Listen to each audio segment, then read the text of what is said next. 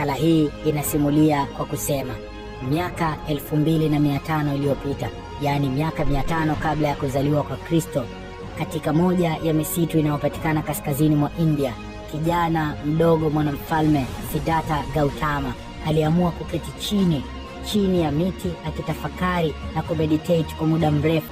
Baada ya muda mrefu sana wa kuketi na kumeditate, akainuka na sasa akawa tofauti mno na mwenye ufunuo, na akaanza kuzunguka India akihubiri mafunzo mbalimbali ya kiimani.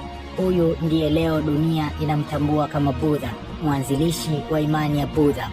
Wanaoamini Yesu alipata kwenda India na akasoma huko miongoni mwa waumini wa Buddha wanasema ushahidi unatokana na mfanano wa mafundisho ya Yesu na yale mafundisho aliyokuwa akiyatoa Buddha. Mafundisho kama vile kusema ukweli, kutowadhuru wengine na kutokuwa na tabia ya kupenda ugomvi, mpende jirani yako, kuwahurumia na kuwasaidia maskini na kujishusha.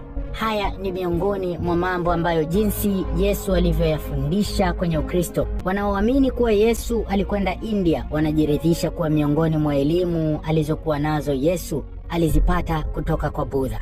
Kwa maana swali la Yesu alipata wapi elimu aliyokuwa nayo, kwa msingi wa maandiko tuliyoyazoea, hakuna jibu isipokuwa imani ya kwamba ilikuwa ni miongoni mwa miujiza.